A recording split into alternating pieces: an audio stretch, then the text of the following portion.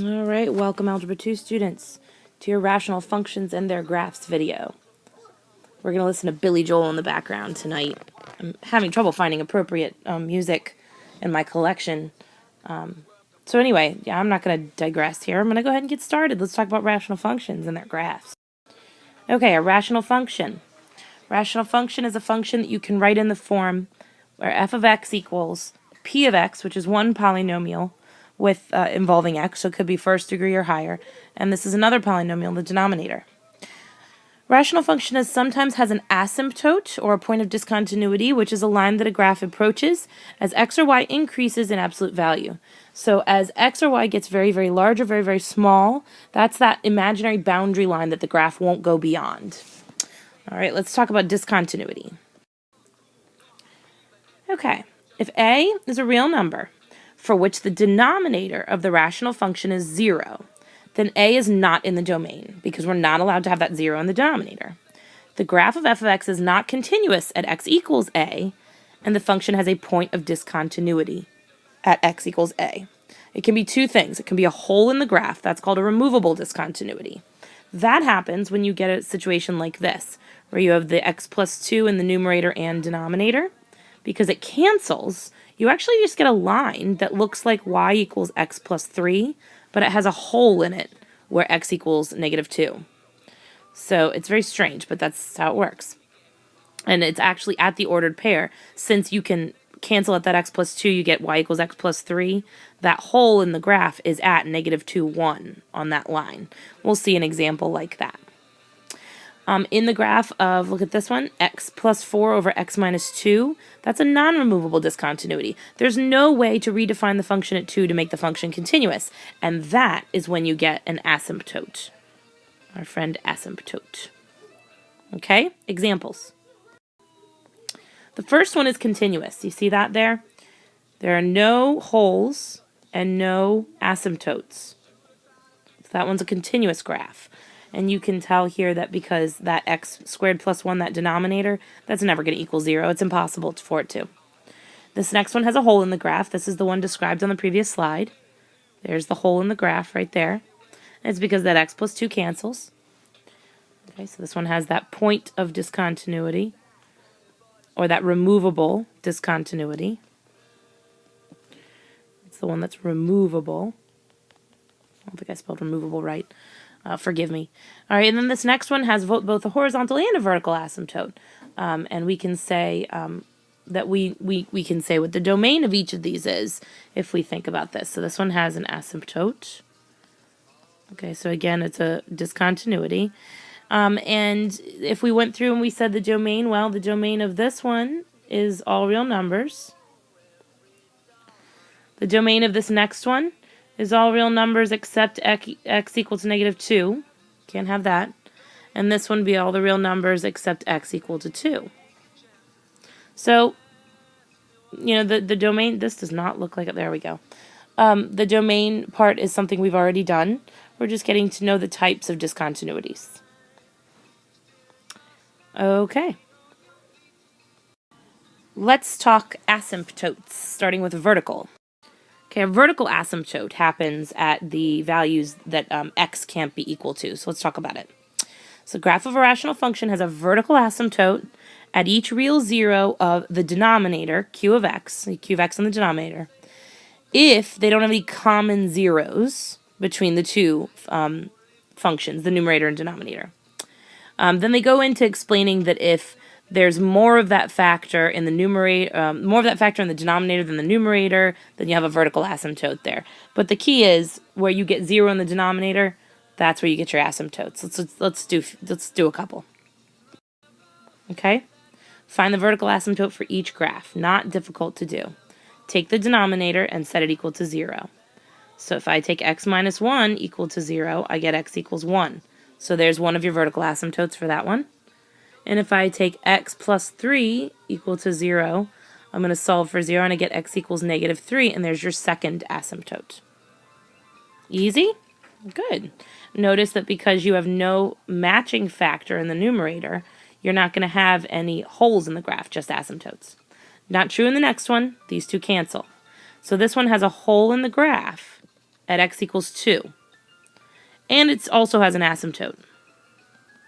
What's the asymptote? It would be x equals -3 would be one of the asymptotes. Or would be the asymptote. Okay, what about the next one?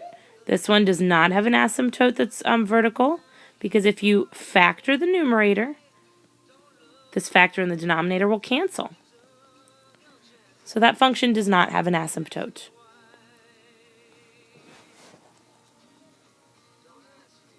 Sorry, I wanted to finish off the song. Thanks, Billy Joel. Let me go and graph that so we can take a look at it real quick.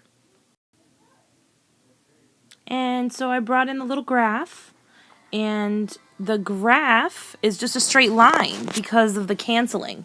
If you do try to trace it, and I know it's not easy to see on the graph there, but if you do try to trace it, you get an error at -1. So x cannot equal -1 on this, but there's no asymptote. No asymptote because of the canceling part. There is a hole in the graph where x can equal -1, but there's no asymptote. Let's talk about horizontal asymptotes. Vertical asymptotes are pretty straightforward. Horizontal requires a little bit more detail. Okay. To find a horizontal asymptote of a graph, you're going to compare the degree of the numerator to the degree of the denominator. If the degree in the numerator, which is represented with m up here, is smaller than the denominator, you get an x equals 0, the x-axis. Excuse me, y equals 0, the x-axis asymptote. If the degree on top is bigger than the degree on the bottom, you don't get a horizontal asymptote. A detail that I will include here is you get something called an oblique asymptote, which, that's a Q, which is a diagonal asymptote, which I will show you in class with an example or two, just as an aside, because I think it's important you do hear that, but it's not something you'll be responsible for. If the degree is equal, you're going to find the ratio of the coefficients of the term with the highest degree in the numerator and denominator. And that is going to be your asymptote, your horizontal asymptote. All right, well, let's try some. Okay, all right, so for the first one, you can see that you have the degree in the numerator and denominator is the same. They both have an x to the first. Okay, you got 2x to the first and x to the first. So put their coefficients one on top of the other, and that is your horizontal asymptote. What about the next one? Degree on the top is a 1, degree on the bottom is a 2, bigger on the bottom. How can I remember that? I like to draw a big old 0 goose egg. You know how an egg is bigger on the bottom? It's actually got a side that's larger than the other side. Let me exaggerate that a little bit more. Think about bigger on the bottom, that's a 0 asymptote. The x-axis, y equals 0.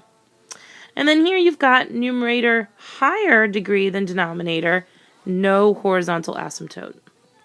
So these don't take long. I don't think this is going to end up that long a video, unless I ramble on for too long, which won't really matter because it's not like you have to write that part down.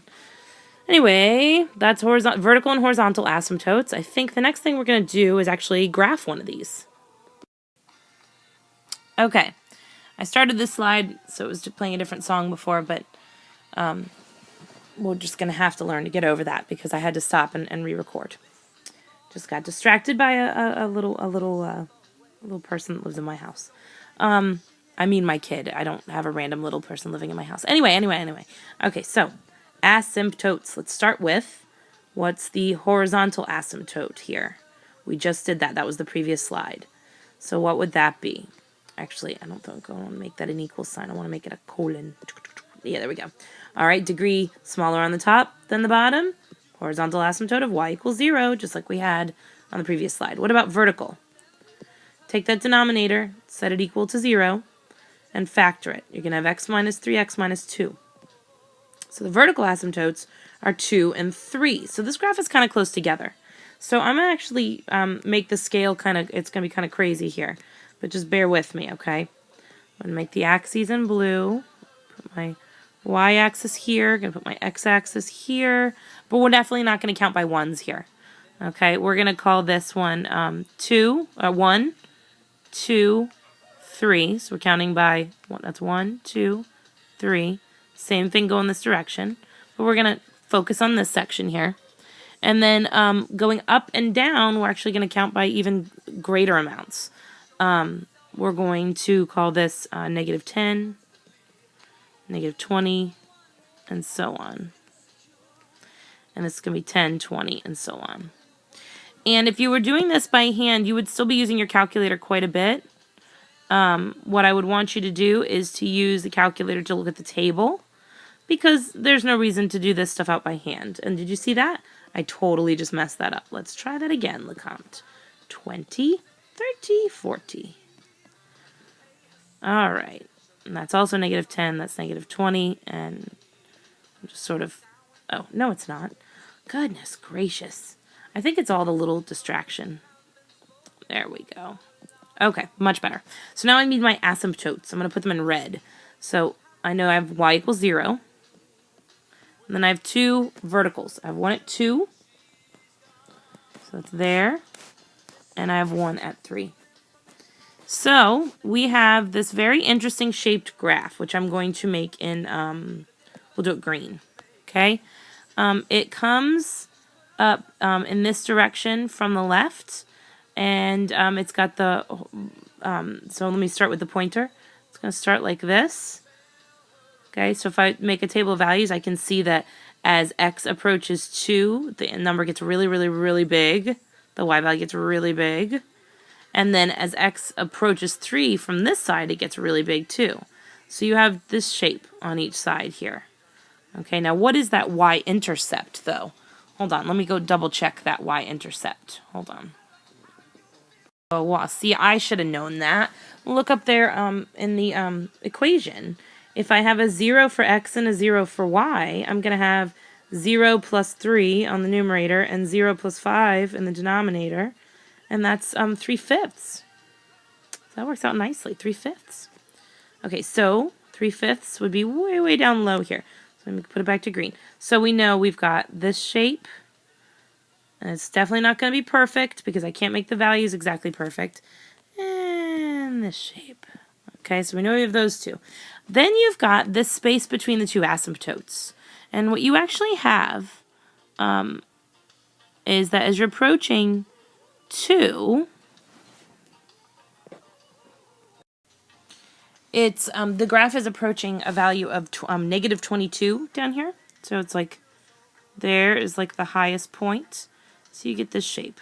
And that is generally true of a lot of graphs that look like this, where you have the 0 asymptote, horizontal asymptote, and you've got the second degree factorable function in the denominator. A lot of them are going to look like this. On your calculator, remember, you get this like weird vertical line where it's supposed to be an asymptote. But you don't get that on a horizontal asymptote. And that's it, guys. That's it for this. We're going to do some graphing in class. If you have the time before Monday, please work on simplifying rational expressions. The PDFs are up on the Edmodo page, but that's what you're going to do when you come in. No, you're going to finish quiz first. I know, nobody wants to finish quiz, but it's going to be okay. Okay? Like I said on the first page, you got this. Relax. See you in class.